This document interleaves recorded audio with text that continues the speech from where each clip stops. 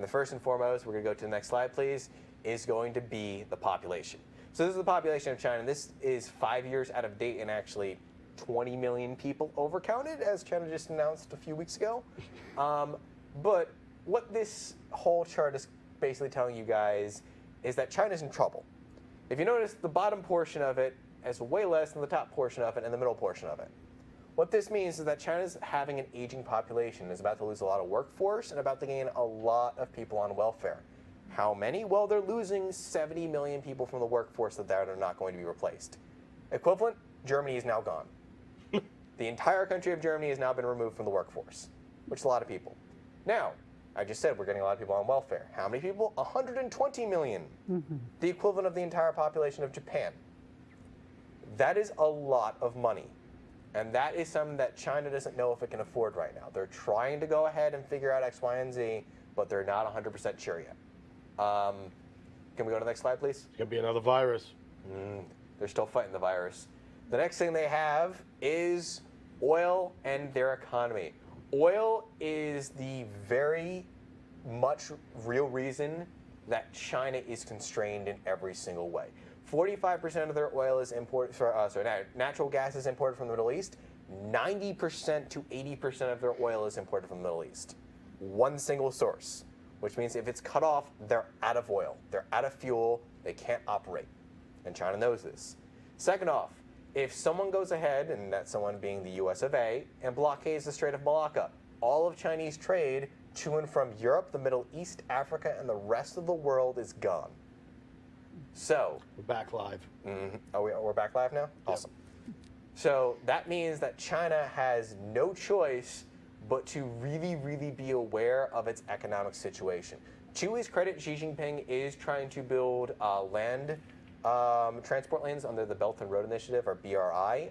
There's a lot of problems with it, but it is making a lot of progress for China. It's still nowhere near done and cannot supply China with the supplies it needs. If we go to the next slide, please. Next big concern is their armed forces. And while they are undergoing military modernization, there's also been a lot of upheaval. Xi Jinping went through the Chinese military and basically had a loyalty purge. So a lot of experienced soldiers, commanding officers, generals even, are no longer in the Army, Navy, Air Force. The Navy also has never fired a shot in anger. Their entire history, they've never seen actual combat. And while their Navy, generally speaking, is the biggest in the world, they're untested. We don't know whether it's going to be effective or not, and same thing with the designs, they're untested. The Chinese Army doesn't really have much better of a track record either. This army that you're seeing over here is not the Chinese Army. It is the Vietnamese Army. Vietnam had a war with China in the 1980s, late 1970s. And while China claims victory in that war, the occupation of Cambodia, which is why China went to war, still occurred after the conflict was over. So China doesn't have a great track record on land. Granted, this was before all the military reforms, so could that have been enough? We really don't know right now. So it is a gamble if Xi Jinping is going to go ahead and put this forward. On top of that, we don't know how good Taiwan's armed forces are. We thought Ukraine was going to be a steamroll for Russia. It's clearly not. We're over 100 days now and they're still fighting.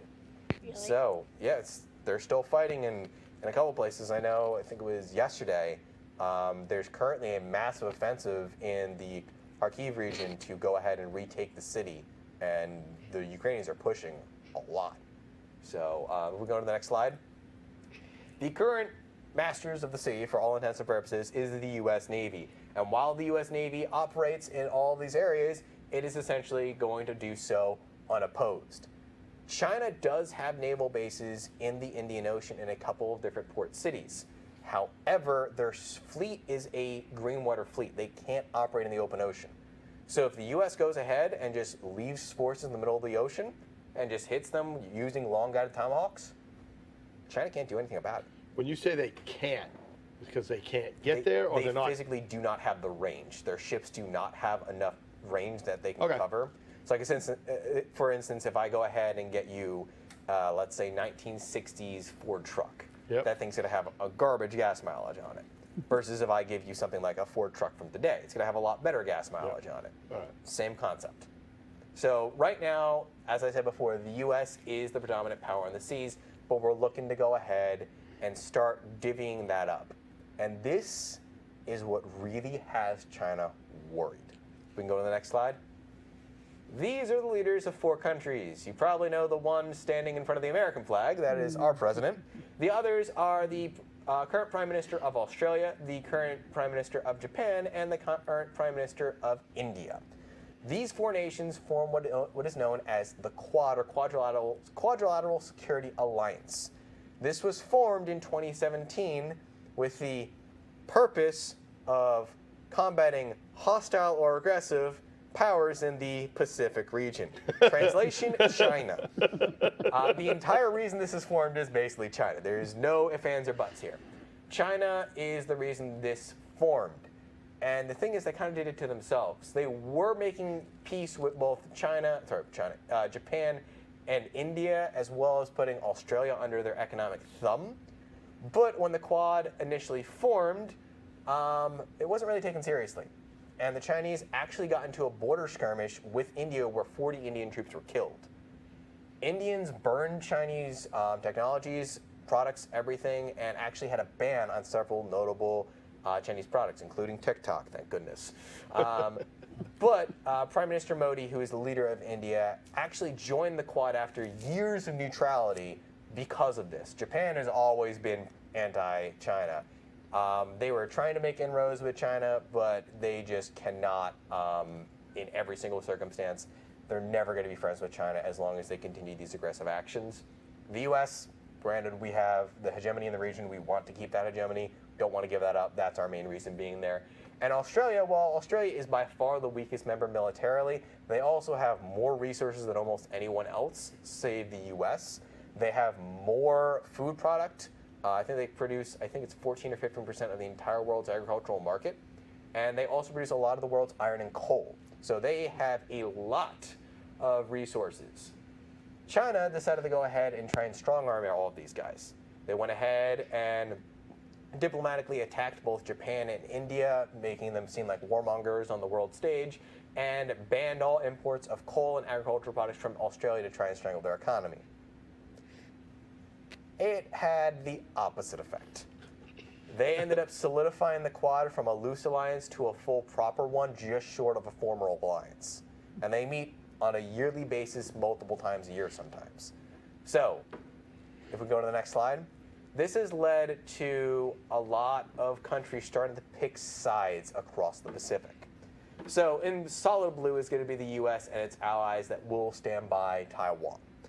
Taiwan has Japan, which has outright said that it views Taiwan as essential for its security. Japan will come to the aid of Taiwan. That is almost guaranteed. The U.S., a lot of people weren't really sure. Oops, yes. That's the big problem with them upping that 1%. Yes. All right. That's the huge problem with it, because they can go ahead and actively defend Taiwan with that. They can actively defend Taiwan now and actually harass China in that region, and they hate that. A lot of people were concerned the U.S. might not intervene. I know I've talked to multiple people saying, well, with this administration, we don't know if the U.S. is going to intervene. Doesn't matter, because if Japan gets involved, we are mutually obligated to go ahead and intervene on behalf of Japan. We don't have a choice. They are our mutual defense partner. All right, so our weak-ass leadership does not matter because Japan is crazy. No, they're not crazy. Yeah, but they ain't going to back down from the fight. They ain't going to back down from a fight, no. And then we're going to have to go into it. So one way or another, these guys can't bow out. One way or another, China knows that if they go ahead and they're either going to, A, have to attack the United States directly, either Guam or one of its bases in the region, to keep Japan out of it, or just say, forget it, we're going after Japan first to try and neutralize them immediately and deal with the U.S. when the U.S. comes their way. Go tuck his cord underneath his collar. No. I got it. So, that makes sense? A lot more sense. Yep. We also have a couple other allies in the region, notably Australia and now the formerly neutral India. I have them listed as likely U.S. allies because it's not 100% that they'll come to our defense in terms of if Taiwan gets attacked. It's likely, but it's not confirmed. They are part of the Quad, but the Quad has not been formalized.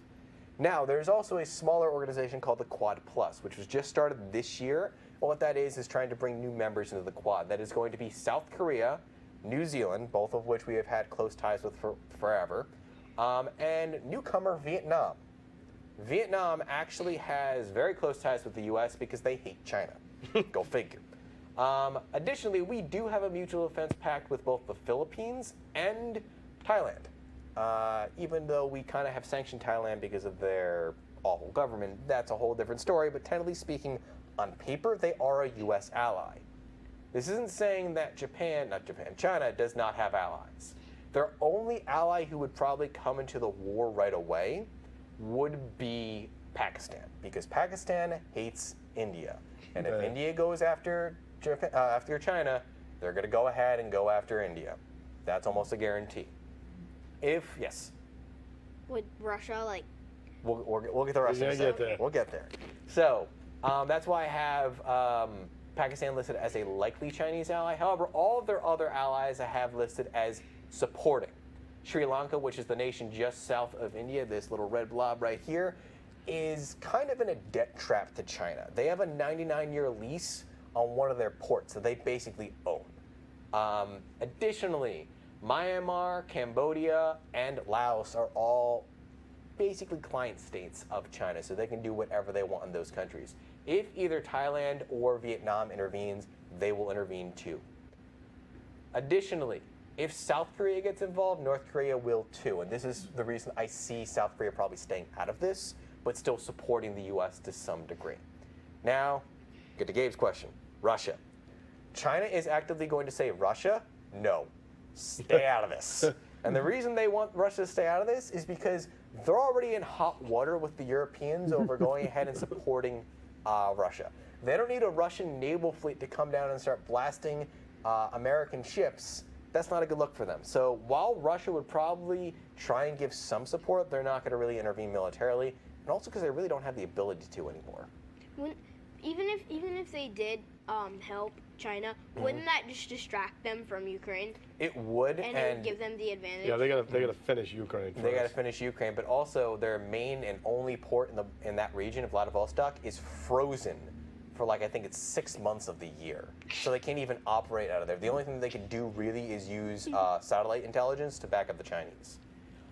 Now, those are all the major allies in the region. We do have some island regions like Vanuatu and the Solomon Islands who do support China, and areas like the French claims, such as New Caledonia and French Polynesia, which would support the U.S. In addition, Canada would likely come to the U.S.'s aid. They're one of our longest allies. And if Australia comes to our aid, so will the UK as part of the ANZUC Treaty. So, this leaves a big gray area that I'm sure a couple of you guys noticed. This big gray area is kind of the defining factor right now, and which will determine who has true control of the Pacific. And that is this area right here. That comprises of Papua New Guinea, Singapore, Malaysia, Brunei, and most importantly, Indonesia.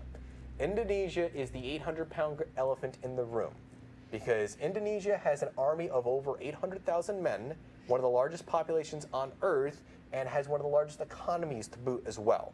They are nothing to mess around with, and they have claimed neutrality for now. Both China and the U.S. are trying to edge them on to side with them. Malaysia, same deal. Singapore, same deal. Singapore has agreed to base U.S. ships, but is more economically inclined to deal with China because they get more trade with them. Same thing with Papua New Guinea and Brunei. So you have a lot of nations that are still up in the air in this. That leads us to the final question. And if we go to the next slide, the likelihood of war here. Do I think war is likely? And this is just my opinion, all right? This could very much be us waking up tomorrow and finding out that it had happened. In my opinion, no. China themselves said that they're not going to finish their military modernization until 2027 at the earliest. So I don't see Xi Jinping going ahead and invading until then. They don't have the assets, they don't have the manpower, they don't have the firepower right now. They have a lot on their side, but especially with the Ukraine war, there's a lot of reasons not to. So in my opinion, the cons outweigh the pros by a significant margin for right now. In 5 years, that might change. We don't know. So, with all that being said, if we can go to the last slide, And I'm going to open the floor to you guys for questions. So, Gabe, go ahead. With the last slide, what was with the giant? Like, is it because we have more allies that are bigger than China? China and Taiwan. Yeah, and then Taiwan's just glove and person was way bigger than China. It was like. Well, it was just an image. It wasn't anything, anything Just crazy. one glove was bigger than the other. That's just how it happened to be. Okay. So no meaning behind that whatsoever. So, yes. Is it likely that Japan? Sorry. No, you're good. No, it's not. So Japan is kind of like good now, and we'll pass the torch, and then Japan will with good, like actually good people, they'll try and help them. We're not really sure. Here's the thing with the future. It's very hard to predict. Japan has been our staunch ally for nearly 70 years now, and unlike a lot of our European allies who have gone ahead and just taken all of the military spending and just thrown it on the table, Japan, using 1% of its GDP, has a more powerful military than almost every major nation in Europe. Germany, Spain, Britain, and to a degree even France. They're extremely powerful, and to the U.S., who's looking at all of our allies in Europe and going, that's not super helpful, and then seeing Japan and going, wow, you guys actually care, we're like, maybe we should give them a little bit more leeway. They know what they're doing. They have a very big warrior culture and a naval culture. Maybe we should turn this area over to them, and they are building positive relations with most of the Pacific. They're not going to conquer, at least we don't think, like they tried to back in the 40s, but there's always that unknown. They're always going to be dependent on the U.S. to some degree, though. So, any other questions that we have, either from the audience or the online? I know that our online's been back and forth. Sean Hilton texted me, said that China took the stream down. China. Yeah, you don't know with the CCP. It goes back and forth. Hey, you don't know. All right, we got to spin the wheel and give away a bracelet Spin Alrighty. the wheel. Spin the wheel. while we're spin waiting for the some more wheel. questions we can't to pop tell. up. All right, so bracelet, Yep, bracelet first. give away purple. 'Cause we haven't given a purple one away. That's I pretty. know this one. Alrighty. Oh, it's got everything. I'm gonna try. Yeah. Hey! His lucky day. Who? The first bracelet he's ever won. Sean? Him. Something a trend here. He's, Okay, so Sean won the bracelet. all right, now for the case. Now pick one and throw it at Mike. See how many friends you're going to make. 45! Just like that guy standing on the hill. Nice 1911. I'm not going to disagree. Classic gun right there. Hey, how come you didn't put the that's got so much jam in it. There's a 1911 guy defending it on the internet. It was on there. Did you put that one up? Oh yeah. No, not the one with the gun in the, on And the peanut butter and the jam. Yeah, not that one. Oh, which I one? sent you a Gordon Rims. Yes. Okay, Gordon Rims. Haven't put that up That's yet. got so much jam in it. There's a 1911 guy defending it on the internet. Yeah, I'll put it up tomorrow. Gordon I'm sorry. Ramsay? That? Yep. Who won? This should bring out the color in Sean's eye. But it does have the compass. And while we're waiting, Flint and steel. I'm going to see if we can get this one. Because you got to scrape the paint off it to get it. PQ! All right. PQ. Peter Quinn. Case. So I'll bring that to him. I'll bring it Okay. in. He was You in wanna- today. Oh, yeah. Was it today or You want to yesterday? write his name on it? Yeah, let me have that. Give it to me. Yep. Oops. All right. So we got any questions coming up? Like, I don't know how long. I'm seeing. I'm going to Nothing's guess. popping up. Well, you see the It's almost people. like dead. Wait, I can make fire now. Yeah, see that? So you see, you got people calling out your name in the comments, Talking to me or talking? talking to you. I did see a couple. That's Hey, Bill. Way to go, Billy. definitely a fan favorite. I'll take it. I'll be happy with that. Coming back at you, Jules. All right. Thank you. All right. Wait, so with liking and sharing, how does that work? Like, if you like, whoever likes and shares the most gets a case? No, but the more you like and share, the more chances you have to win. Because what we use is we use tonight's show, but it's not fair for people who are working and can't do it, right? So we also use last week's show. Okay. So they're combined. So the ones tonight from this show will be used next week also. Okay. Okay, Sean Hilton says, also, Mike, want to draw one for the Veritas Johnny Nightlight. Yeah. All right. Can I do it? Cool. Can I do it? All right. Give it a You game. pass that to him? Yeah. You draw Give it a one? shot. Hurry it up. Very Hold all day. cool. Mark wants to get out of here. All right. Let's see how many friends you're going to make. Malmer? 27. Much better.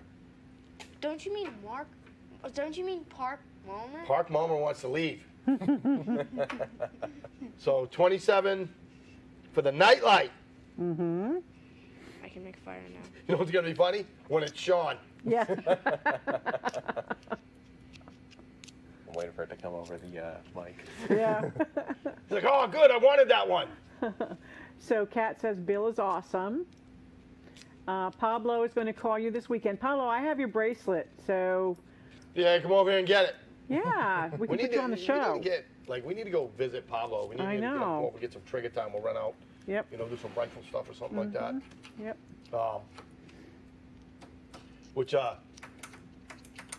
got to talk about because I got an invite for when we're up there. Good. Yep.